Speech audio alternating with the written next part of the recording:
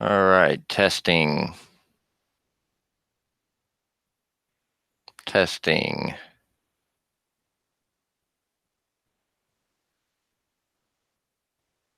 All right, so we're gonna test a video here just to try something.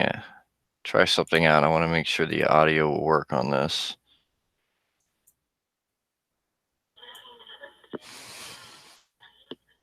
Sunday, October 1, 2017, 22:31 and 40.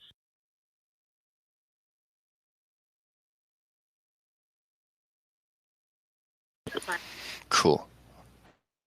All right. Looks like everything is working. All right, can you hear me good?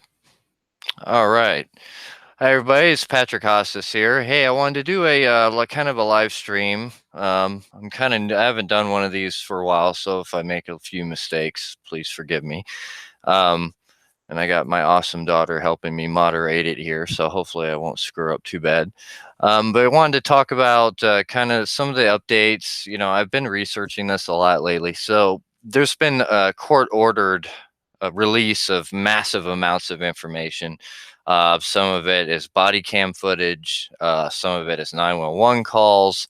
Some is footage from adjacent buildings, hours and hours of street footage and things like that I've been going through looking for things, because we still really haven't gotten any answers about what really happened out there. I mean, Paddock did this for what? We don't know. Were others involved? Why were there so many weapons there, et cetera, et cetera? We still have really no answers. The FBI, the Las Vegas police have been, in my opinion, way less than forthcoming with the way things are. So it kind of falls to us as citizen journalists, I think, to kind of look into it and try to figure out what's going on and what actually transpired out there. I mean, 58 innocent people were murdered, and a lot of other people were badly injured, and there are people injured from other things rather than gunshots, like trying to flee this area and being trampled and stuff like that. So I'm going to go ahead and share screen here, and I wanted to kind of go over some things. First, I guess I wanted to show you some interesting 911 calls. Ooh, that's trippy. Let's see here. All right, so I'm going to share with you some 911 calls that I found. So I'm still going through these. There's hours and hours and hours of them. So as I find these things and I think they're kind of interesting, I'll kind of bring them up and share them with you as they are. But these are just a few that I haven't shared as of yet. Take them for what they're worth. But these are 911 calls that occurred during the event. Sunday, October 1, 2017.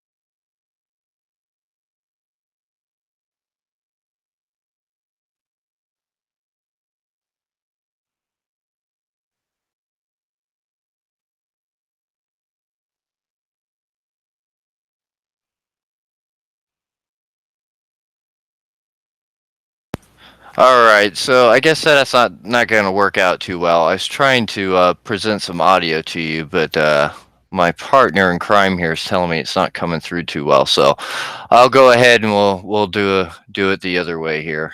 make sure the screen is sharing. So let me show you a couple things that I've found here. Now, I'm basing a lot of this off of stuff that I've seen from body camera footage that I have gone over.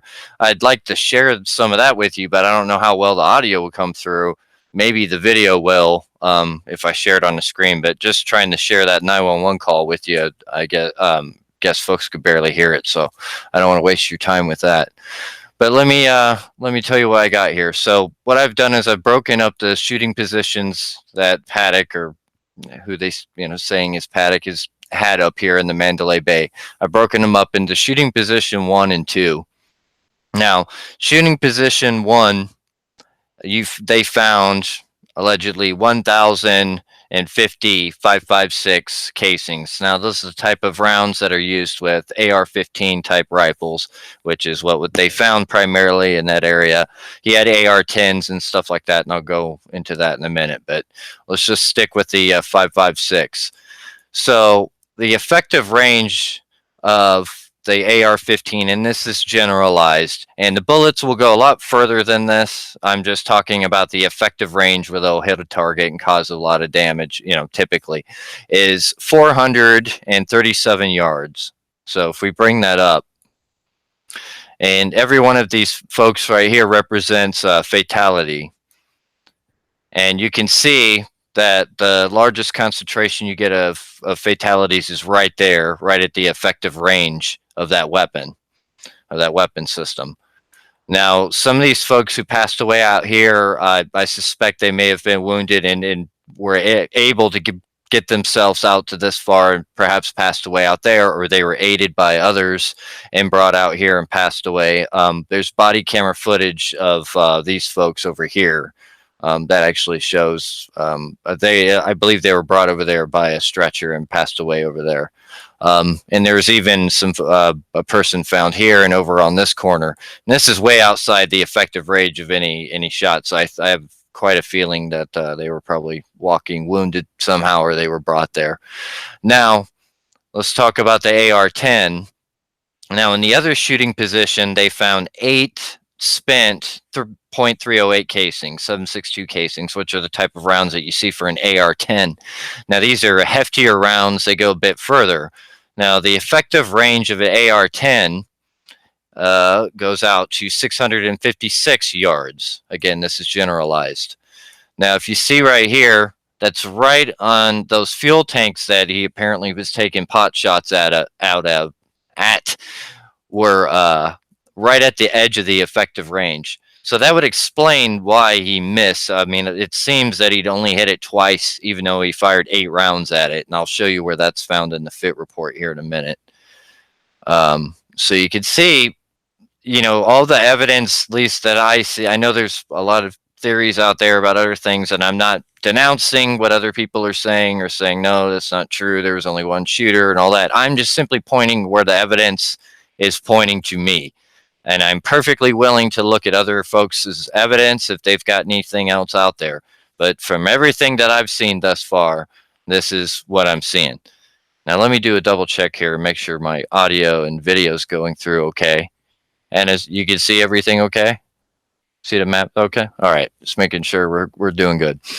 Okay, so as far as the type of weapon systems that we know that Paddock had in there, the ranges all work out.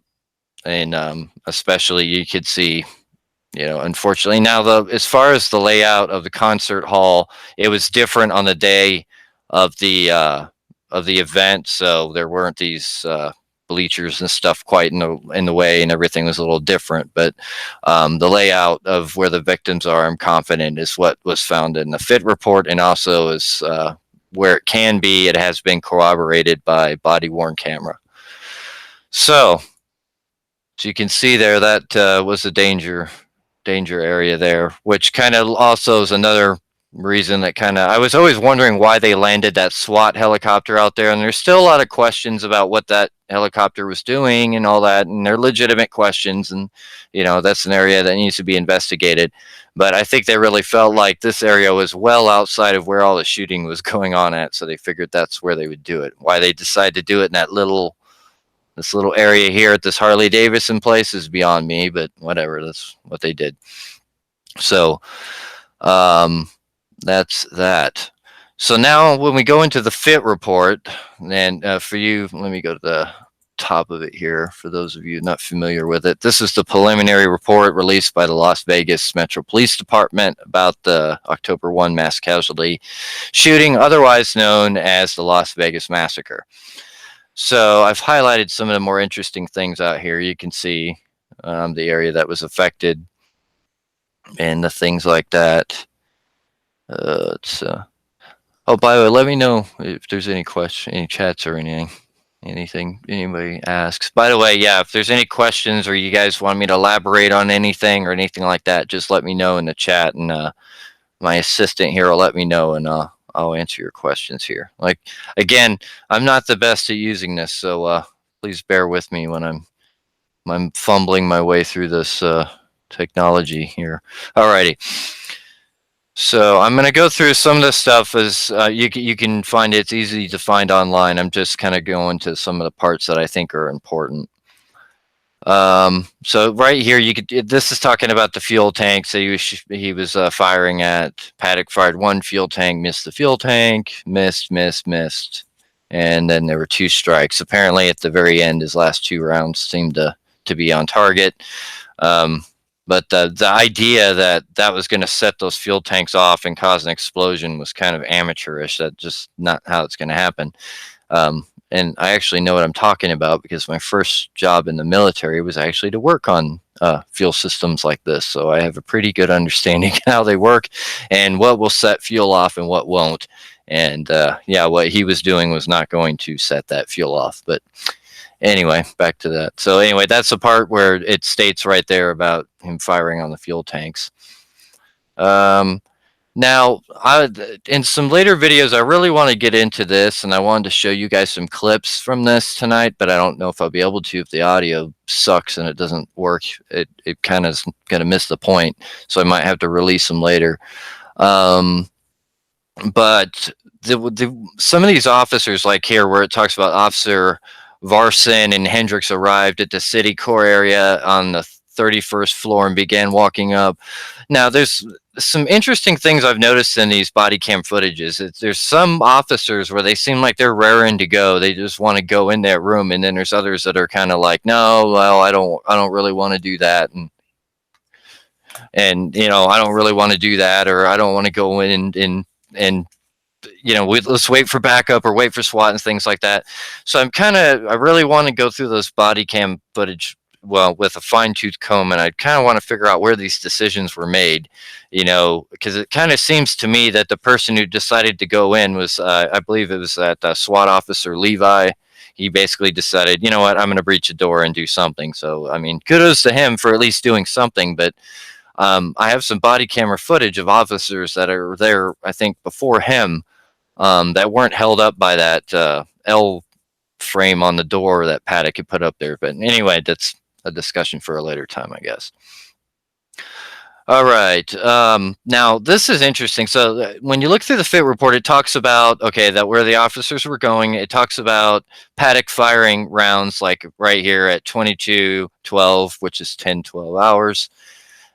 Oh, I got some questions here. I don't believe it was. So I got a question here. I'm not sure what to make of it. It says, I don't believe it was on purpose. And how do you know it was then? Is that what it says? And can you okay, can somebody verify? Can you be a little clearer on that question? I'll be happy to answer that for you, but I'm not quite sure what that means. But back on this, I want to make a point about something that's kind of interesting in this whole thing. So it goes through the time frame of him firing 80 to 90 rounds. Doing this, Paddock fired an unknown number of rounds in the Las Vegas Village area. The Las Vegas Metro Police Department officers Clarkson and Cook were struck by gunfire during this volley. Now, right down here at where was it? 22:16. Officer Verson and Hendricks, along with Mandalay Bay security officers, made entry into the stairwell on the 31st floor. Then 2 minutes later, And 2 minutes later, this is in their report. It says the heat detection indicator from inside room 32-135, which was Paddock's room, detected no further readings from inside the room. That's what it states. So I don't know what kind of sensors they have in that room, and or what the system is, but they managed to figure out. So he fired two separate volleys of unknown number of rounds at 22:15, so 10:15, and then 2 minutes later they say there's no heat and detection indicated from inside the room. So if they think that, like, the second you blow your brains out, your body temperature just turns to room temp immediately, that within 2 minutes, I don't know, just seems weird to me. I don't work in hotels. I don't know what kind of systems they have. So I got the question back here. So we're talking about the shots into the tank. Now, I'll be honest with you, I don't know when he fired into the tanks, but I'll tell you why I think he did fire into the tanks. Um, let me show you why I believe he did do that. I don't think these pictures are made up. These look like bullet strikes I've seen on similar things in combat situations I've been in on certain structures like that. So it looks like an actual bullet strike to me. Another reason why I say that, and I'm being completely, and I'll have to be honest with you, I'm basing this off of what evidence has been provided by the Las Vegas police and the FBI, which, you take that with a grain of salt. But if they only found 308 rounds in there, then that would seem to me he was using a 308 to shoot at those fuel tanks only from that one firing position. The other firing position, which I've named firing position 1, is where you find the 1050 5.56 casings. So that's kind of where it leads me to believe he was using the AR-10 to try to fire, or some kind of a bolt action higher caliber round to fire at the fuel tanks. Now, when he exactly did that, I don't know, because I've heard different things. Even the Las Vegas Police Department's changed their timeline on that. So I'm not, and I haven't really researched it hard enough, that specific aspect of that, to be certain on that. But that's what I believe. But thank you for the question. I appreciate it. All right, let me scan back up here. Now, these are some of the pictures that were released in the FIT report. We might as well just kind of show those while we're going. A lot of this crap, these are exploding targets. These are actually really fun if you ever get a chance to use them. Just for peaceful purposes, just for target shooting is what I'm saying, just to be clear. All right, now here's a bedroom with some of the weapons in there, bipod weapons. And I also want to make a point, a lot of the AR weapons that he was using. Now, you got to remember, there was 22,000 people at this concert. So 22,000 people in that small area. Let me bring it back up on here. You really, let me take the effective ranges out. Just imagine 22,000 people in the small area. Some of his AR-15 weapons, didn't even have optics on them of any kind. They didn't even have sights. They just had bump stocks. I mean, this clown or whomever was basically spraying and praying, just shooting in that general area. So it wasn't like it took a whole lot of skill for him. That's why I think at this limit of his effective range is another reason why you see the majority of the casualties here, and why it's more evidence to support that at least one shooter, probably the primary shooter, I think, was coming from that area. All right, it looks like I got another question here, or let's see, or a comment. They don't have heat sensors, they stated.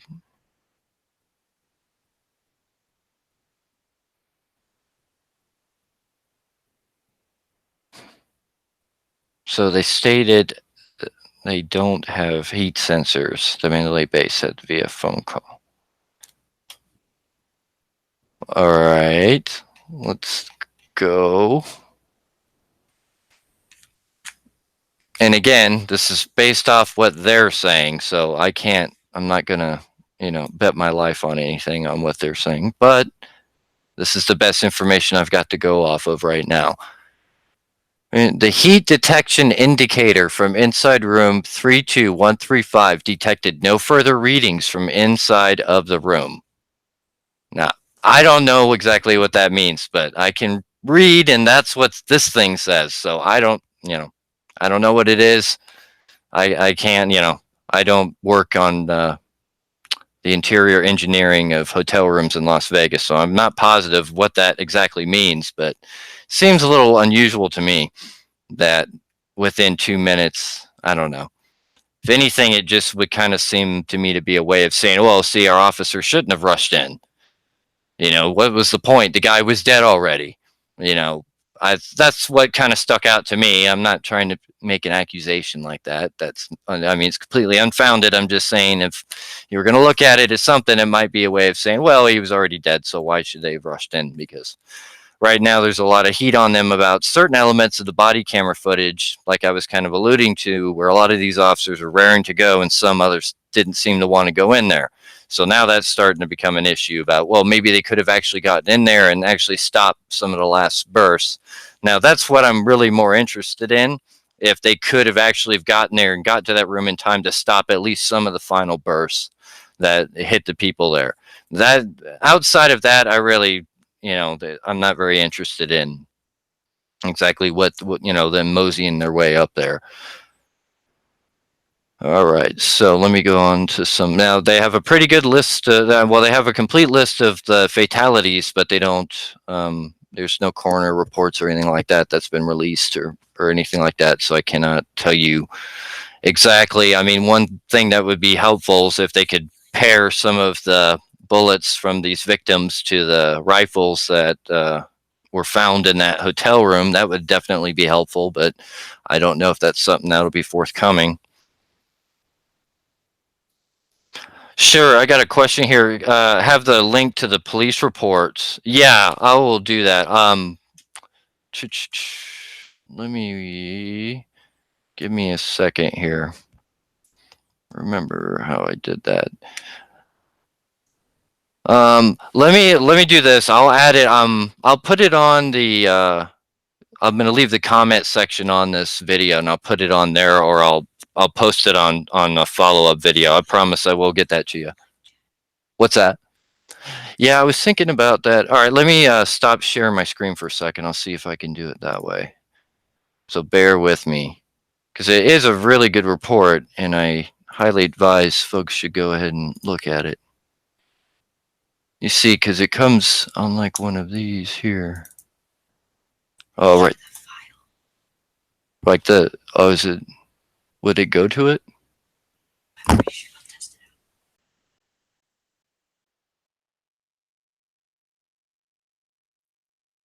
All right, bear with me. Here we go. So I'm going and I'm trying to chat. All right, so don't know if that'll work. I don't think it will. Ah, dang it, I don't. Oh, wait, there's a link. Video embed.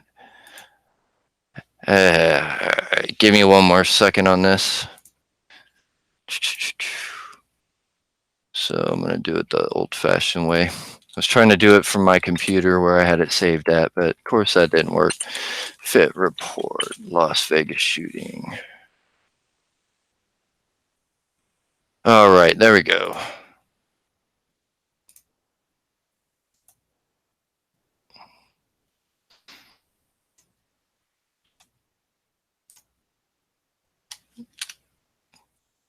There, that should work there.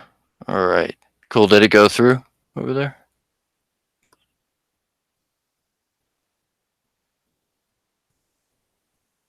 All right, I think that link should have gone through. If not, I'll give it a shot again. All right, let me go back to sharing my screen.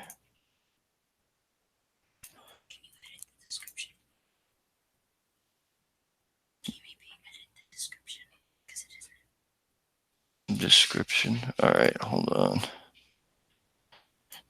Sorry, guys, bear with me here.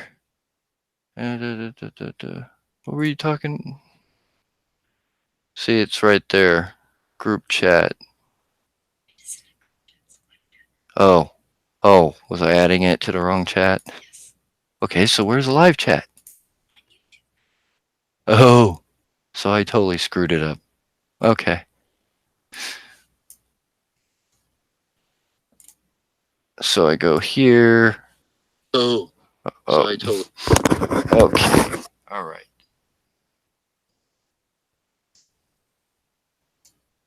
Yes. Now I think we got it. Alrighty. Okay. So I've been told by my awesome daughter assistant at work this time. So there we go. So thank you for and let me know if that doesn't work. I hope it does, but that's how I just pulled up that fit report. All right, so let me go back to sharing the screen here. I really want to try to play some of those body cam footages, even if they don't show like the audio, it'll kind of show what I'm trying to show you guys. So I think I might just go ahead and try it anyway. So I'm gonna play.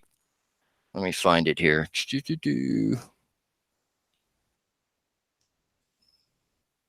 So I need.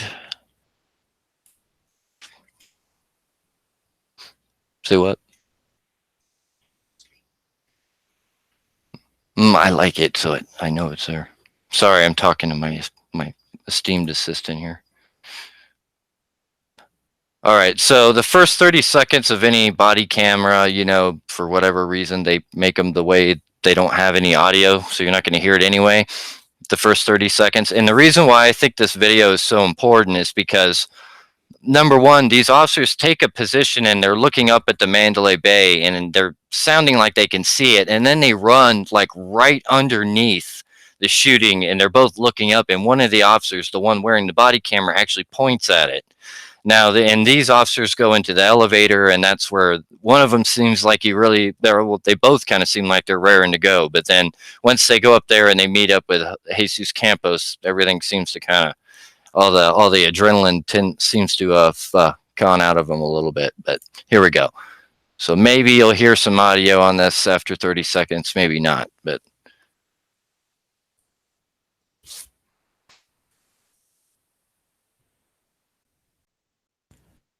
you can see I'm taking cover here, trying to figure out where the shooting's coming from.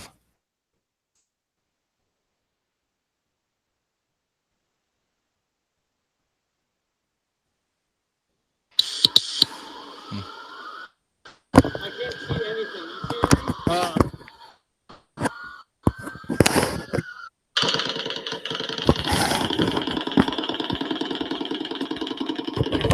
anything?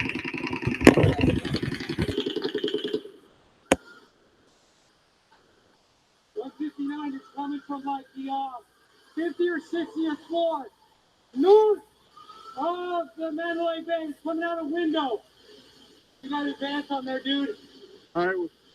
Back, back, back, back, back, back, back. Stay in here. Stay in here. No, stay here. No, no, no, no. Scissor. Get out here. Stay here.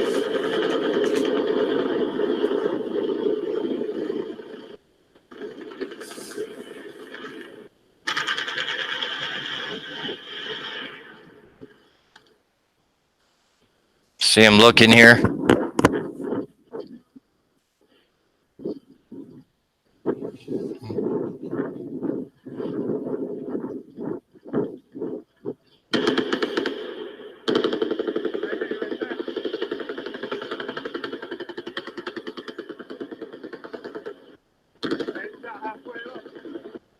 About halfway up.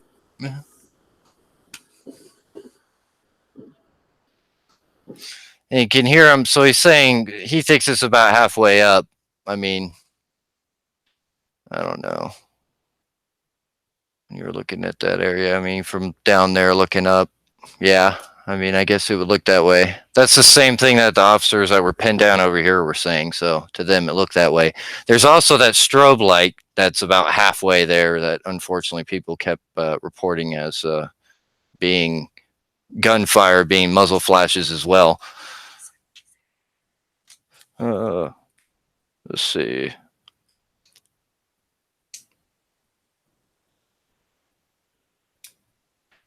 You know, so got a question here. Is it possible for phones to pick up gunshots so clear when they're so far away? I really don't know. I guess it would depend a lot on the type of phone and things like that, and a lot of the different audio. I know that Las Vegas is one of the cities that has one of those shot tracker things like Chicago has, that, like, say if you fire a shot like somewhere right here in Giles or something like that, it should be able to triangulate where the shot came from and things like that. But I remember some news reports saying they don't have it around this area specifically. I don't know why, but anyway, um, so they, technologically speaking, I think it would be okay. You would be able to use it as evidence as long as you could geolocate exactly where the person was. But it would also depend on what type of phone it was and audio and all that. But I don't see any reason why it wouldn't be possible. I need a lot better equipment than what I've got, but I'm sure you could do it. And when you, so going to these guys again, so they're running into the Mandalay Bay here, and this guy is like, he's amped up, and he's like, where's the F is security, and goes on that. I might fast forward through some of the boring part of it where he's just kind of like looking for security. But watch when he gets into the elevator, and he's talking with the guy about going in. And once they get in there and they make contact with Jesus Campos, that's where things kind of slow down. You guys stay in here.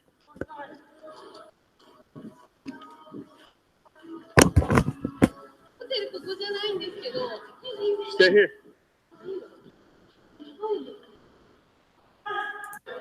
Okay. You stay inside, you walk into the cabin. All right, come downstairs. Come on, let's go.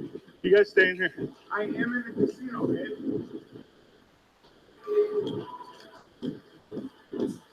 All right, that's as gas as we do. Oh, I know.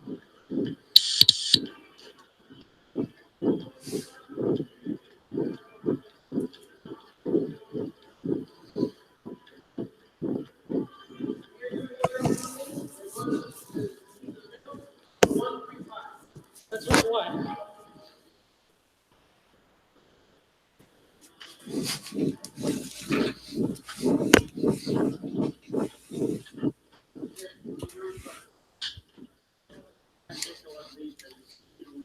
Yes, I would.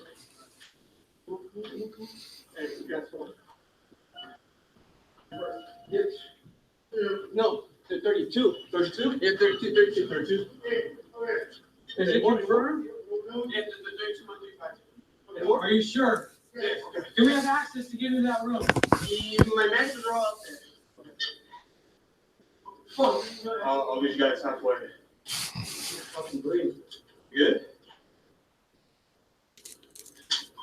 And the reason, by the way, he was hunched over like that is he was checking the chamber of his AR, making sure he had a round in the chamber. I saw somebody saw that, and they were like, "Oh, is he sick or something?" No, he was leaning over, pulling back on the rear charger, just looking in his chamber, making sure it was loaded.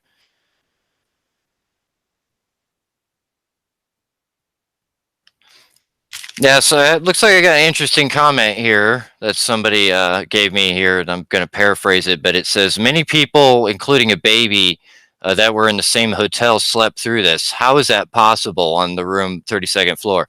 And you are exactly 100% correct, and I can prove that people slept through it because I've watched hours and hours and hours of body camera footage of cops clearing people out of those rooms, and they had no clue. None. One of which they found an infant child in there alone, totally asleep, baby, and they're like, what the cops, you can even hear them, they're like, what the hell, there's no parents here, and they grab the kid and they're about to exit the room, and the nanny or whoever comes from across the room. But there were plenty of people who did sleep through this, who just sat there. So I don't know, are the walls so well made in the Mandalay Bay, they're like soundproof? I have no idea. But I thought that was a little bizarre myself. How are you going to sleep through a massive firefight like this, the biggest mass shooting in the history of the United States, and people just slept right through it? I mean, I don't know. I find that a little unusual myself, to be honest with you. But I mean, I don't know. It's also Las. I mean, I'm not blaming the baby for this, of course, but I'm saying with other folks, it is Las Vegas. People are out partying, drinking. So I know, maybe they're a little, not as alert as usual, but still, I mean, that's amazing to me that that many people could stay asleep like that, or sleep through that. I mean,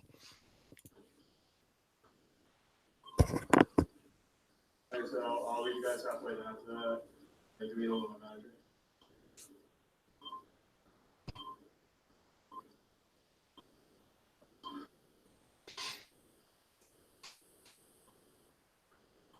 You have access to that room? Apparently my managers are on scene, so as soon as you guys get there, we'll let you guys know. You want to make entry? We're going to have to.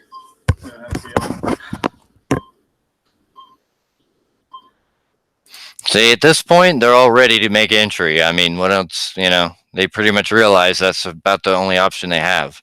Do you want to wait for tomorrow? We just want to make entry. Is he still shooting? I don't know. I don't even know if anybody else is close. I think everybody else is pinned outside.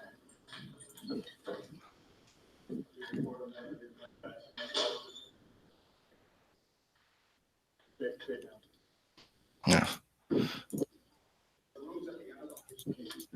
Okay.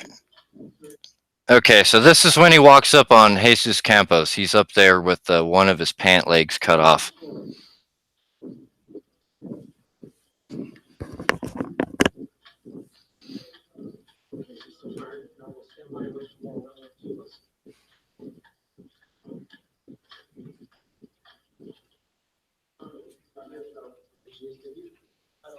don't know if it's a pellet or a 22.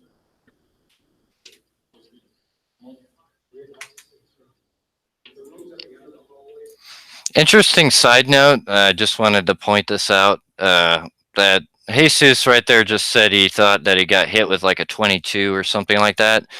When I was in Iraq, I used to work a lot in the emergency rooms, and I'd see a lot of enemy combatants, terrorists, whatever, who had been shot by rounds that we used. And we used 223 or the 5.56 rounds, and we'd use the green tips, which are the light armor piercing rounds.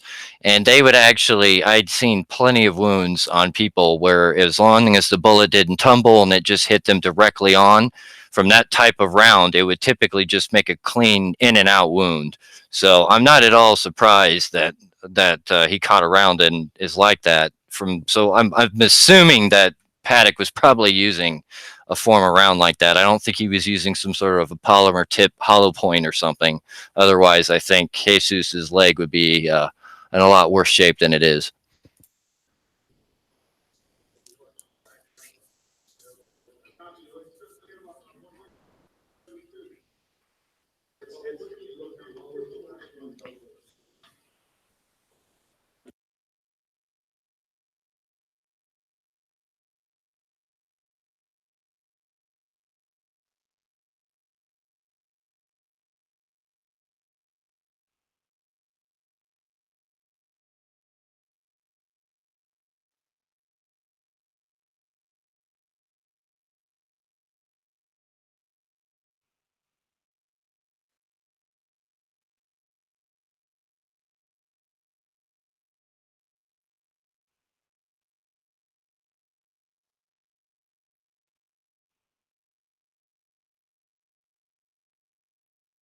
Just want to make a point that everybody's being all tactical about watching who's coming up and down this hallway, and then this big dude who I think is unarmed and a yellow shirt just walks down like nothing and is just pointing out to the cops the danger zone.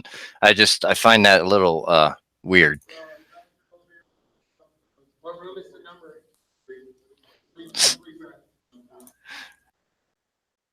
He's just walking out like, "Hey, what's up, guys? Yeah, there's a bad guy over here. Just FYI."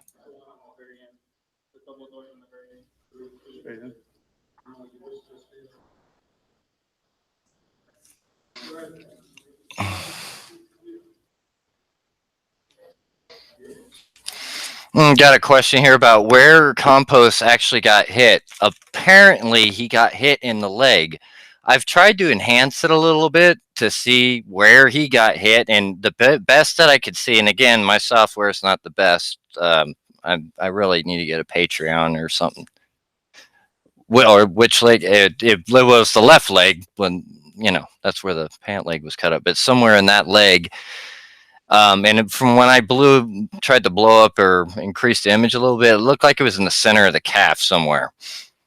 I don't know, but it was hard to tell. I couldn't tell you direction of travel. I don't know if it went like through the tibia, fibia. I kind of doubt it because I think he would have been probably on a lot, you know, crusters or whatever when he did his little Ellen show. He probably wouldn't have been walking around quite so good if it went that way. So I suspect it might have just gone right through the meaty part of his calf, in and out, made a little hole. And like I said, if Paddock was using the type of rounds that I'm assuming he was using, or at a bare minimum he's using the FMJ or Full Metal Jacket, I think it just, as long as the bullet didn't tumble, it just made kind of a pinhole. You got to remember, a 223 is essentially a 22. It really is. It's a 22 rifle. It's just got a hell of a lot more oomph behind it. So technically, I guess Jesus wasn't wrong when he said maybe it was a 22, but it definitely wasn't a pellet gun.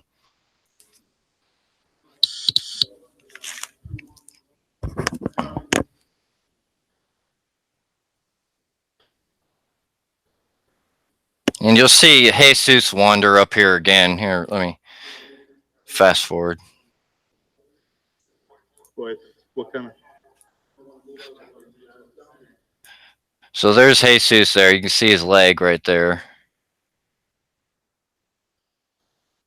And everybody's just kind of chilling.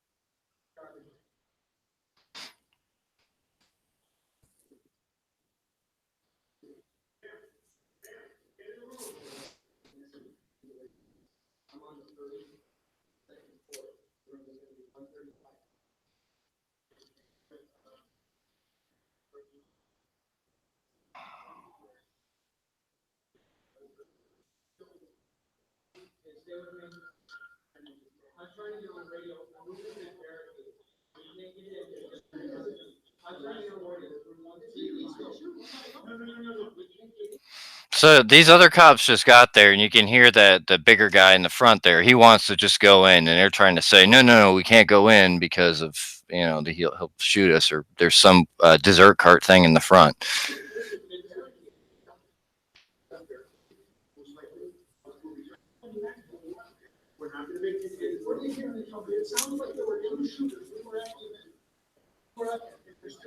I saw gunshots coming out of this room.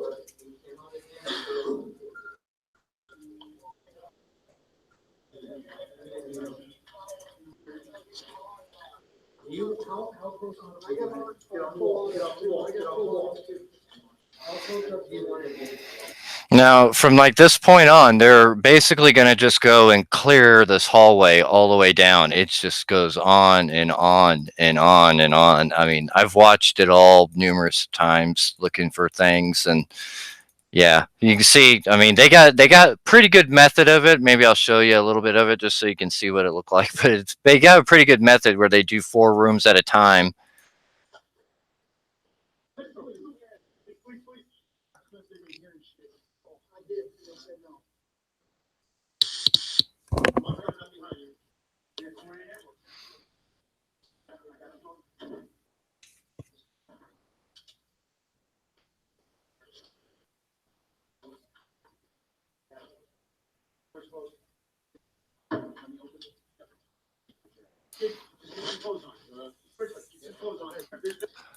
Okay, here's one. Here's one where they break in and the guy's totally asleep. So this'll be fun. Yeah, I see. Yeah, I just somebody you made a comment on there about what Campos pulled out of his pocket and clicks on. I saw that too. I think it's a cell phone or something, but I'm not sure. But yeah, I noticed that too. He was just kind of like pulled something out and looked down at it. Yeah, a little unusual. But here, check this out. Watch him drag this dude out of his. How would you like to pay? I don't know how much you have to pay to stay at this place. And I'm not like blaming the cops. I understand they got to clear the room, but can you imagine paying to stay here and you're there to partying and this is how you get woke up with probably a hangover?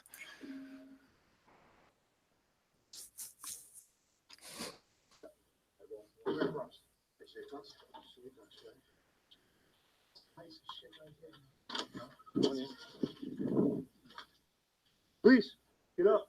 Central Police. Get out of bed now. Yes, sir. There's been a shooting, sir. There's been a shooting. I need you to get up and I need you to get dressed. You understand?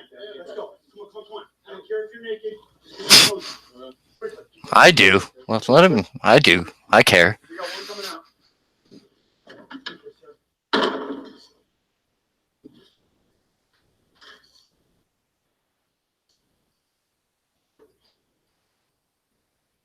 Let's go, sir.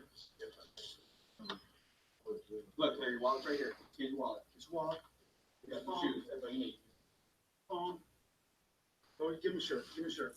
There. Just grab a shirt, sir. This one right here. You know, stuff. That shirt on there. Put it on later. Let's go.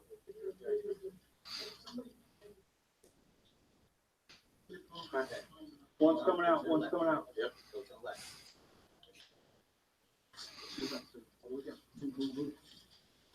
I got the door. You got it, boss? Yep. I got the keys. Coming out.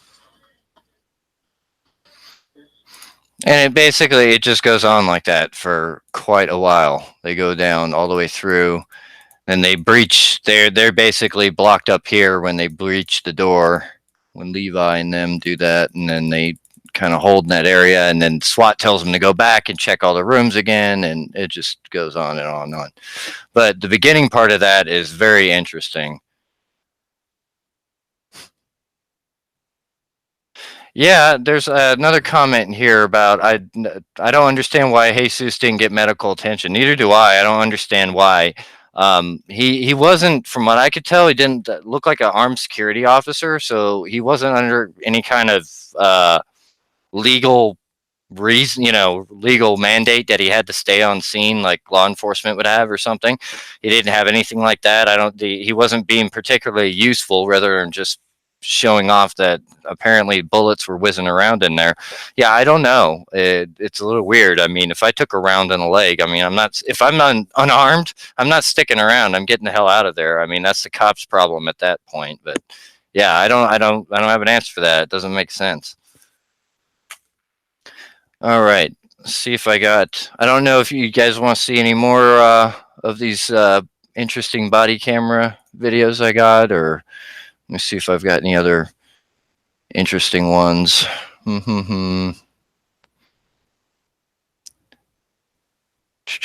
There's the one where yeah, this is a rough one here, but this is when these officers basically, if this is the one I'm thinking of, they basically stop in the worst possible place they could have possibly if picked to set a position up at. It was right in front of Paddock, right in his effective range, and I believe this is a car that just got riddled with bullets. Take a look. And again, first 30 seconds of all body camera audio, there is none.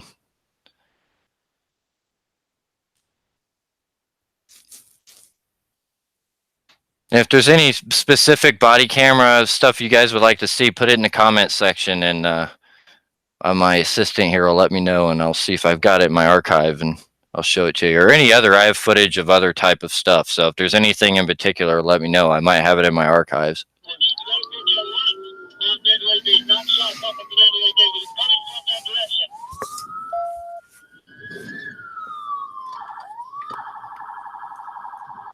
Do you know the number? 23? Yeah.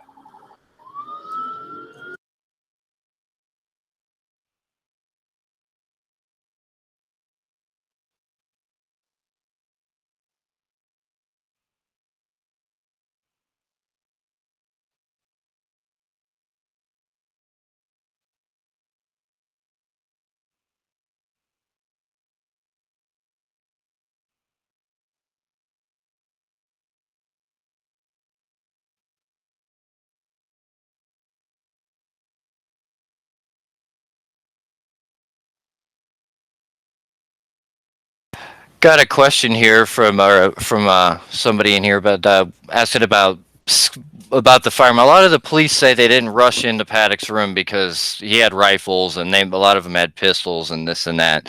Well, the thing of it is, and and I believe this wholeheartedly when I was a soldier, that you've kind of forfeit certain rights when you sign yourself up for certain jobs.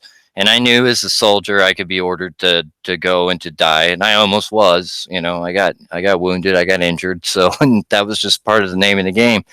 And when you're a police officer, it's the same thing. I mean, you kick down the doors other people don't want to go into. That's what you're there for.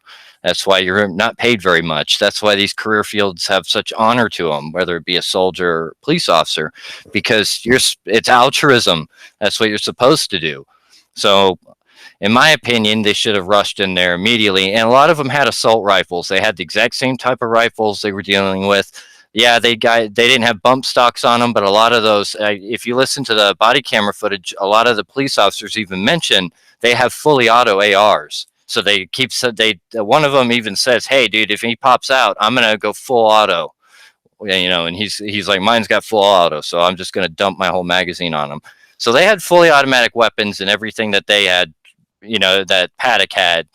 And it's actually, they had a better advantage as far as training and things like that. Paddock doesn't seem to have had much that I'm aware of that I've been able to dig up lately.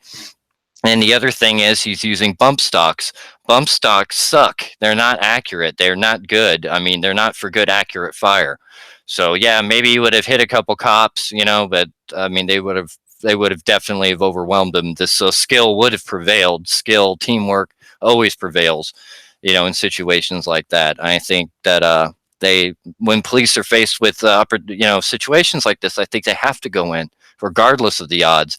And the other issue was that they said another reason they didn't go in was because they thought it was a possible IED at that dessert cart, or whatever the hell it was left out there. Well, it took that one Blitko, I'm probably saying his name wrong, but the one sergeant whose body camera is the most famous for going into the room. He walked over to it and even said in his report that he looked over and he knew him. He saw the Lodge Tech, or whatever the name of that company is. It makes those cameras, Log Tech or whatever. So he knew immediately it was a camera, and he looked down at the bottom and saw it was camera. So it was pretty easy for them to determine that it was just cameras. It wasn't an IED. And typically in IEDs, they look, I don't know, it just, to me, the excuse, I mean, if that was kind of their whole reason for waiting as long as they did, I don't know, it doesn't have a whole lot of merit with me. I mean, they could have blown that door, and if there was any, like they eventually did anyway, and that would have set off any secondary devices if that door got tripped. So I don't know. I think they should have gone in way earlier. That's just my opinion. Skill and teamwork and, the warrior spirit will always, prevail. You may lose people when you're, the good guys may take some casualties in the process, but that's what they're there for.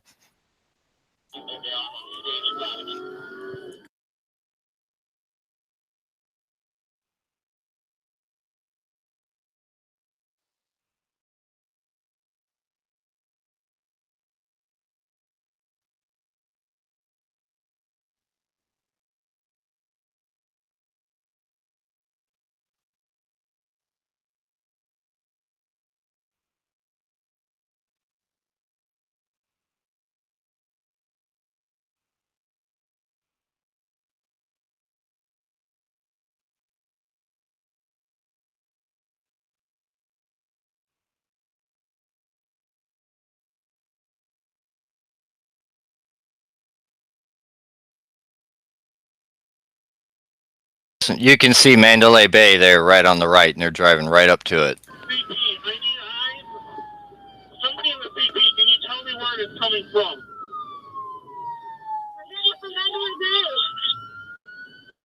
Somewhere in Mandalay Bay, because the intersection, it almost sounds like it's that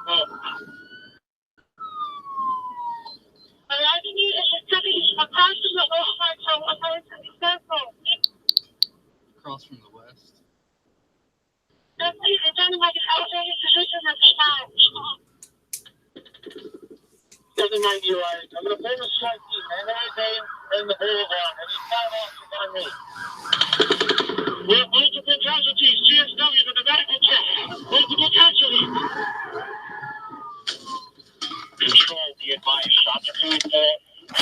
shotgun.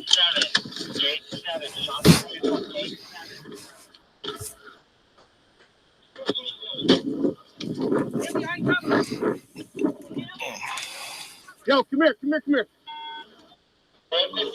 Where at? It sounds like somewhere over here. I'm trying to see where shots are coming from. So if anyone's in the house, they're coming from that way. It sounds like I'm doing right or not down. Trophy Mary, we need the boulevard shut down at Russell Road northbound.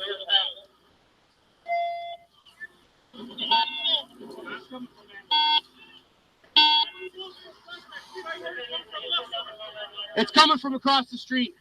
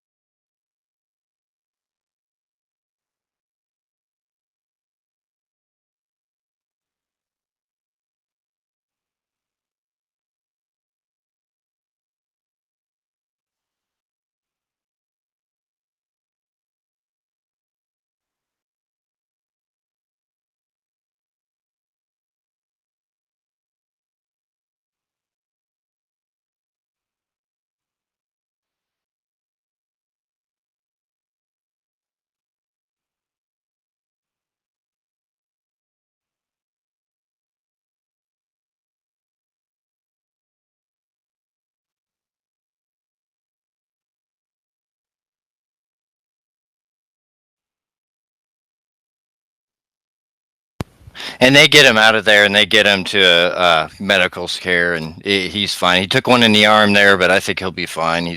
I'm sure he's back on duty on there, but extremely scary situation. The guy was pinned down right there, like at the worst possible place you could be, right around here, and he took that round.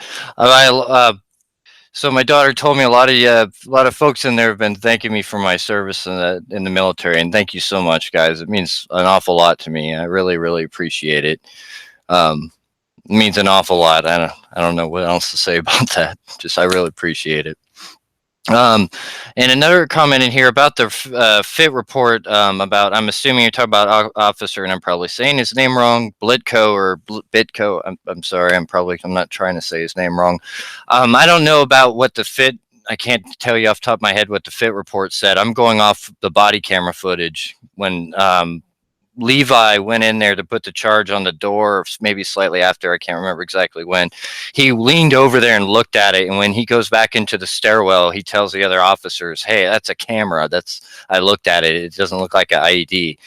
So I'm basing it off of what I saw in there, but I don't know about what was written in the fit report. I can't remember that off the top of my head. So I don't know what else we got here. Let's see. Get that back.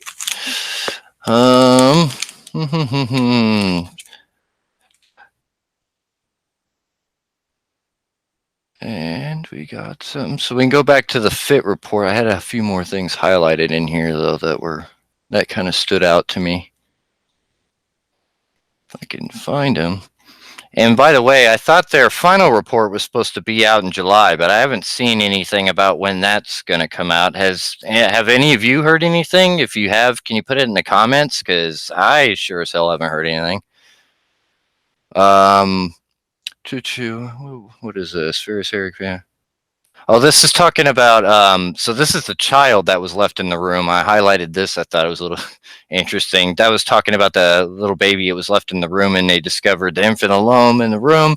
As evacuations continued, the nanny for the infant was located in a room across the hall, reunited with the child.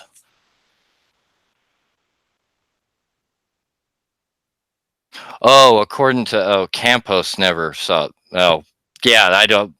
Well, that's kind of interesting. So it looks like I misunderstood, and it was about Campos not seeing the food cart or dessert cart or whatever that thing is. Well, that's kind of interesting because I believe he allegedly walked right around that area, didn't he? But okay.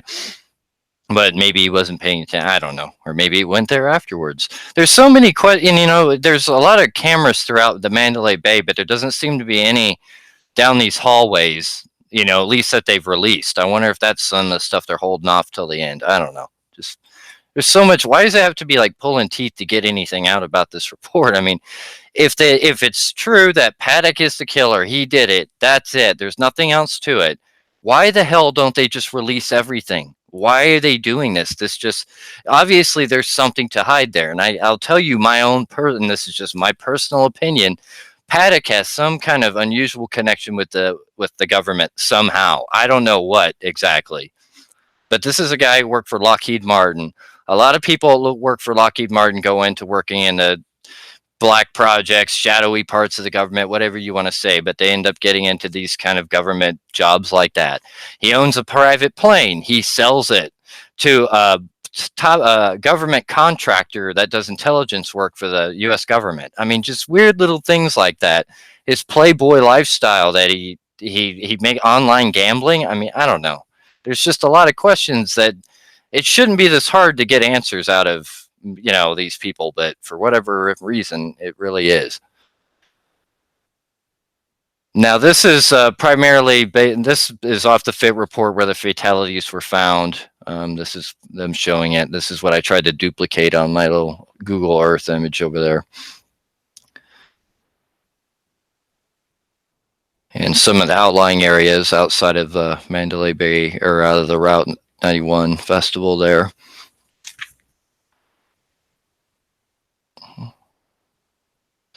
Got another comment handed to me. To be released in July, but allow a week or two of variants, so possibly mid-August at the latest, according to Lombardo. Thank you for one of my viewers here put a comment on there. So yeah, I wasn't like gonna hold my breath until the report came out. I figured they were gonna take their sweet time on it. It's just, it really makes you wonder. What is all this about? Not sure. Northeast Cam. There are 3 rifle casings. Not sure. Oh yeah. So there was a part on there where they talk about 3 rifle casings found in the living room area. Apparently, those are the ones that came from SWAT officers when he.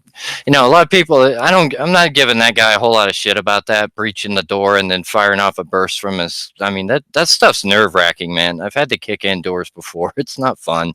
And that guy, to his credit, that one officer that who I think was the only SWAT officer in the immediate area, I mean, was there for quite a while. It's a very stressful situation. So I'm not going to give him so much crap for shooting up a bed stand. I don't, shit happens, Yeah, there's I got a comment here about Paddock and LV MPD both had something to hide. That's the conclusion I'm coming to.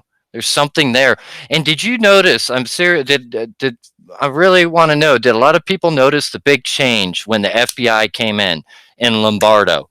Lombardo, I can show you. I have all the video, like his press conferences where he's open and honest and this and that. All of a sudden, once the feds took over, it was Mr. Grumpy Pants every day. I mean, he was just simply pissed all the time and combative and didn't like people asking him questions. And it's been like that ever since. So I really kind of makes me wonder what exactly changed. What happened there to make that all of a sudden, this combative attitude between him and the public. And I really don't know what it is. I don't know if it's, I don't know. Maybe I would like to believe maybe Lombardo was innocent and any kind of bad dealings in there, and the feds just came in and said, "Look, buddy, you're going to do things our way." But if that was the case, he should have been man enough to quit his job and blow the whistle on it. And if that was the case, but apparently it's not. Now, somebody right here, we got a really good question from one of our viewers. Who are the 3 chicks that the LVMPD knew they checked in on the 25th, checked in into in Paddock's room? I want to know that too, because I keep hearing you're hearing things about this, but yet I don't see any. I don't know. I've heard nothing out of it, and I've seen like no real reports on it. So yeah, that would be really interesting. I mean, was he buying hookers? Was he, what? Who the hell were these people? It might be kind of helpful for an investigation, but it's just one of those another black hole that is come out of this investigation. What really gets me is so the Las Vegas Police Department, the FBI, all these are public agencies, right? They're public servants. They work for us. Yet they seem to think they can keep certain things secret from us, even though we pay for them, pay for their salaries and things like that. And I think that, we kind of got to change the mindset in this country and get people to be held accountable when they're law enforcement agencies. You're accountable to us. And we as the people deserve to know the truth about what happened. Every nook and cranny about this story. 58 people, innocent people, are dead. Their families deserve to know why, and every little story about it. Not to mention the hundreds of others who are injured and have permanent disabilities because of this. So this isn't time to cover people's asses. This isn't time to protect each other from lawsuits. It's time to be honest and open about what the hell happened here. And I want to make one other point about this whole thing and I'm not trying to start a bad political debate or bring in gun control debate right now. It's too late and I'm too tired and I don't want to get into it. But I would like to make one point. With every mass shooting that's happening in the United States, it has always been, immediately protests and guns got to go away and guns are evil and people own guns, all that stuff. And, if you guys have watched my channel for any length of time, I'm a massive proponent of the Second Amendment. That doesn't mean I want criminals and nutcases and murderers having guns, but legal gun owners, I'm all for that. So I was expecting a massive backlash with this. I mean, something along lines of Newtown or Parkland or something along those lines. There was virtually nothing on this, on Las Vegas. I mean, it was in the news a lot. I mean, I'm not saying it was but you didn't see the huge rallies, the Soros funded rallies and stuff, March for Lives and all this junk. Why? Why didn't we see that? I'll let that, I have theories on why that we didn't see it, but I'll just let that hang out there and see if anybody in there has any thoughts of their own. I wouldn't think you would register hookers. I don't. Oh, so Joanna, Katie, and Laura. So those, I guess, this is the names of the people that were in that room. Oh yeah, they were mentioned in the report. I mean, I don't know. Maybe they wouldn't register. Well, maybe they wouldn't register hookers under their real names. I don't know. Some of these things, I got to be honest with you. I'm not experts on how that stuff works in Vegas. I'm just a hick boy that was in the military for a few years. Okay, yeah, I'm actually reading the comments now, like live. I figured out how to do that, so I'm getting help on that. And by the way, all those facts that you guys are sharing with us, my daughter is taking notes on, so we'll go check them out, or I'll answer questions and all that stuff. But yeah, I just I found it a little weird that they didn't go through and they didn't make a big deal like what I was expecting with a huge all the rallies and all those type of things. They didn't quite do it out of this, and it just really makes you wonder why. Or up to states no additional. Sorry, I'm reading some of your comments here. Bear with me. Anyone else present? Huh. Yeah, there's a lot of, you guys are making great points on here, stuff about the DNA, no additional DNA found in the room at the time to show anyone else present. Very interesting, And, it's, I don't know, you would, with all the cops rushing into that room, you would think some of their DNA, I don't know, it just, there's just things, nothing makes sense about this whole thing, and it shouldn't be this complicated. It really shouldn't. I mean, it shouldn't have taken this long and this much pain, this much pain and suffering and everything. I mean, maybe they're just hoping everybody will forget. And you've got to admit, a lot of people have forgotten and moved on, and that's just the nature of things. But I'm not going to give up on this one. I just think it's too important, and there's something there. There's something being hidden. That doesn't mean I believe in every conspiracy theory that's been coming out lately, of everything. But people are asking questions, and I don't think there's anything wrong with asking questions. And got another comment here from, if I'm saying it right, KL, I think. They did not reveal the 3 women in the room in any press conference, report, interview, etc. We only found those registered women in the dispatch log and radio traffic. Yes, that's what it was. Yeah, so it's a little interesting that it pops up only there, but nowhere else in this alleged report that they, worked all these man hours over and all that. So yeah, that is a little interesting how that works out. Oh, got it. KL, sorry. My bad. I'm trying to look through and see if there's any other body camera footage worth showing. KL, I don't. My assistant's confusing me, so don't mind her. KI. Okay, I got it. I got it. Gosh, my daughter's so precise. Keeps me honest. All right. So I don't know. Let me see. I'm gonna bring up some more of this report. I gotta share my screen again. Share. And you look at the weapons in here. So this is all the evidence they took off of the location, the hotel room here.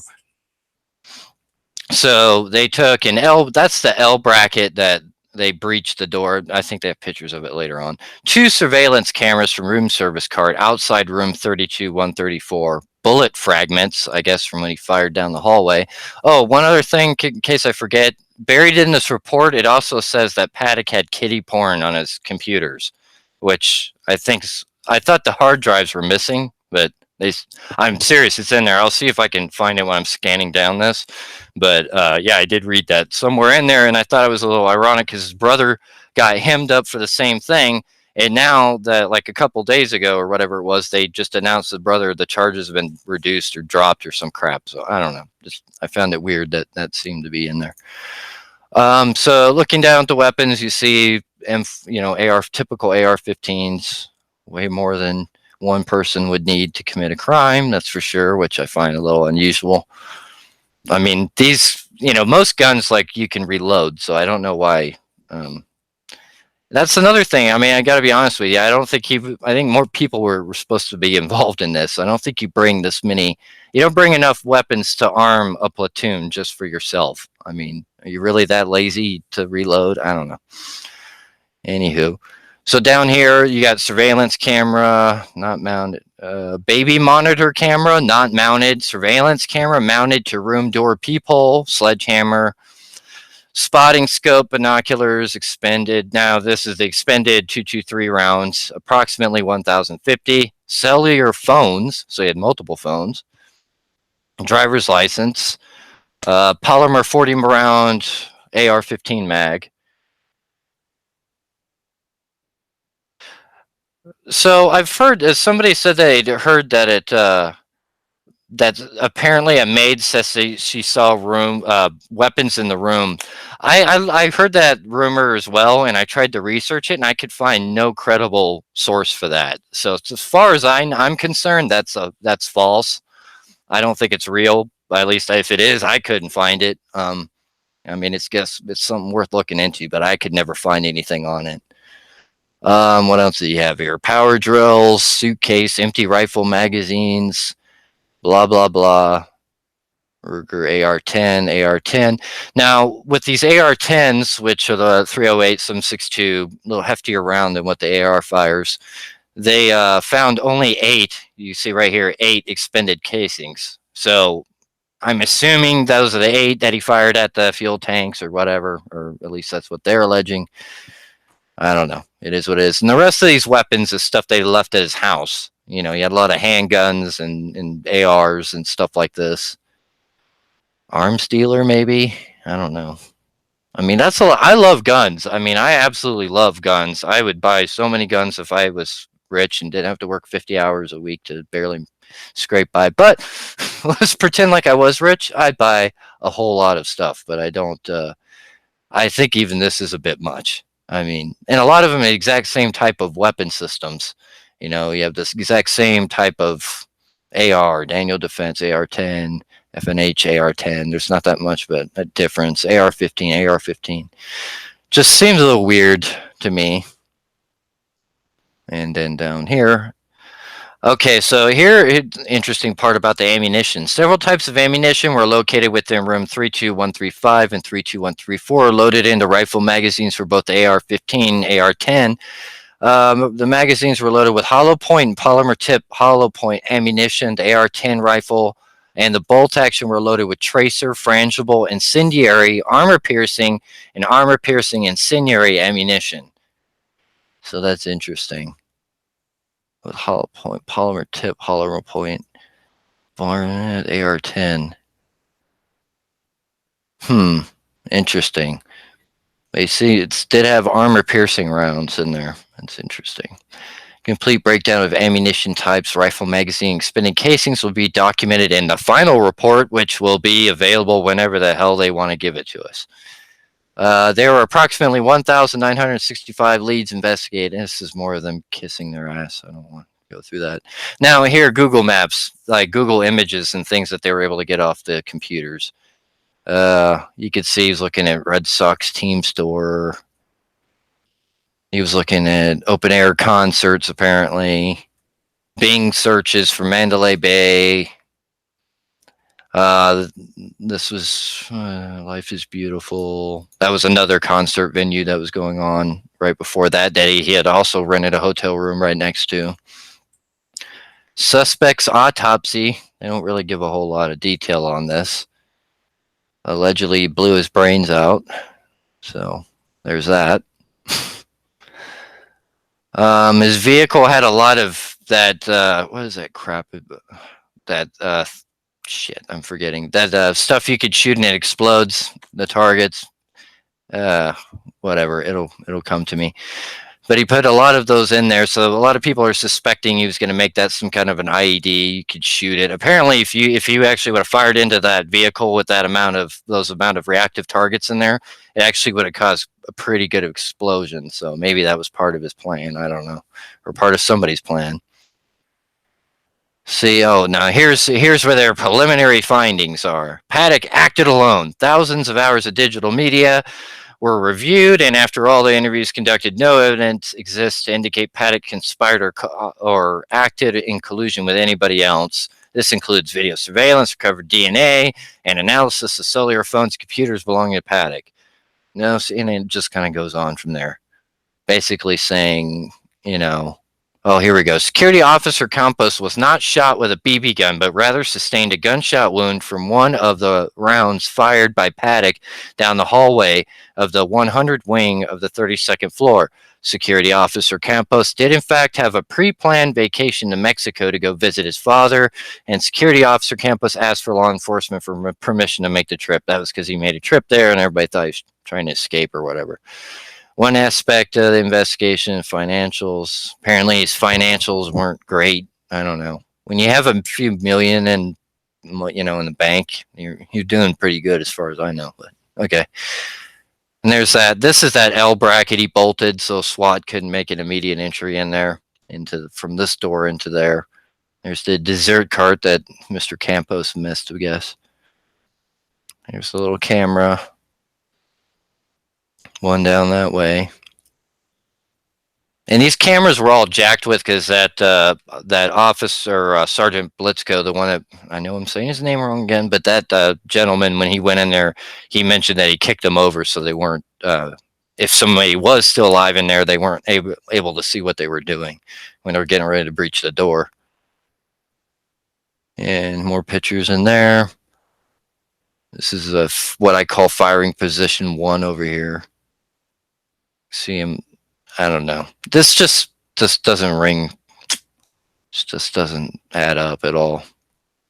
One guy, huh? All these weapons for just this one guy. And you can see those Surefire magazines. That's why people were thinking it was belt-fed weapon systems, because those things carry 100 rounds. If you have those bump stocks on there, it makes it even louder. Now, this is that weird breathing apparatus that he got in case SWAT, which makes no sense to me. It seemed like, okay, he wants to fight it out with SWAT, so he's getting ready for, possible door intrusions and breaching with explosives and possibly using tear gas, but yet you blow your brains out for 15 minutes into it. I don't know. Doesn't make much sense. And there's that stuff taped to the peephole. Now here's all the expended rounds, the glass. This is what we used to call bullet dope, where you write like information about your the bullet drop and stuff like that. And the shots to the door, that was the reason it's in pieces, because they breached it and blew the hell out of it. Some drills and stuff. More weapons in the other room there. And that's about it. All right, So I think that's about it. I'll look at your comments here real quick, and then I think I'm going to call it a night. Let me do some reading here. So, all right. Last chance. Any questions from anybody before I call it quits? And I'm going to keep going through these videos, and any new things I find as far as on the 911 calls and stuff, I'll keep playing them. Oh, by the way, yeah, if you guys have links and stuff for me, please send it to my Twitter account. Here, I'll put my Twitter handle in the comments here. Because I'll be honest with you, that's pretty much how you can get a hold of me. It's Patrick_Hostis. That's where I'm at online most of the time, and that's where I send out a lot of my links, videos, all that kind of stuff. And so I'm kind of, right now I'm kind of trying to get ready for this. I really want to see when this final report comes out. I want to compare it to what information we know compared to what they're saying is the final period on this whole investigation. I really want to hear that. Oh, let's see. And also, all right, some other folks are asking for my email address, so let me get that on there. So anyway, I'm going to put out my email address on here in case anybody would like to email me. So.